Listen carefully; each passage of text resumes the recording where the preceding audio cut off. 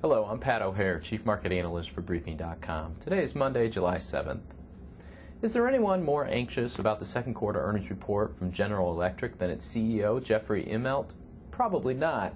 Recall that GE delivered an extremely disappointing first quarter earnings result, posting a profit of 44 cents per share from continuing operations versus its original projection for earnings from continuing operations to be in the range of 50 cents to 53 cents per share, and the consensus forecast of 51 cents.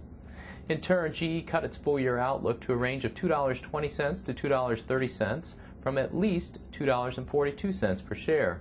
The new range translated to expected growth on the order of nothing to 5%, as opposed to its prior view of at least 10%. The full-year revision came less than a month after Mr. Immelt promised GE would hit its full-year target. GE stock plummeted 13% the day of its first quarter report, and its highly regarded CEO was on every Business Channel interview hot seat, asked to account for what went wrong.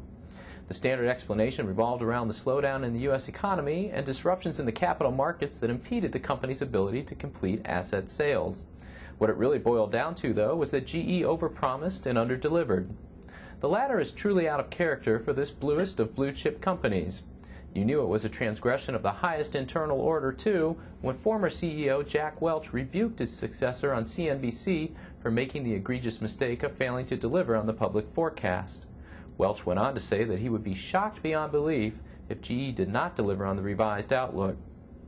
So here GE and Mr. Immelt stand on the doorstep of another earnings report that is scheduled for the release before the start of trading Friday. The consensus earnings per share and revenue estimates stand at 54 cents and $45.31 billion respectively, according to Thomson One.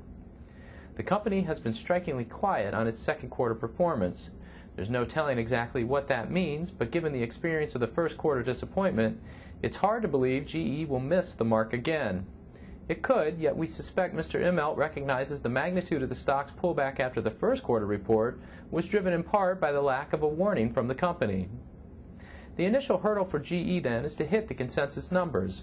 The second hurdle, with respect to the EPS figure, is to clear it in quality fashion.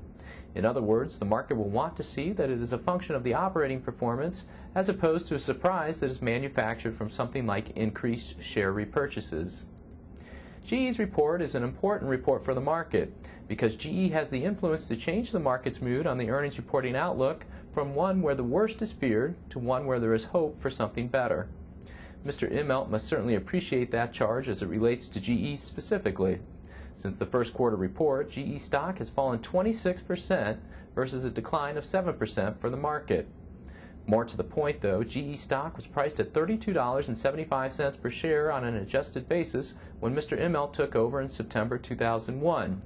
Today it trades for a little over $27 per share.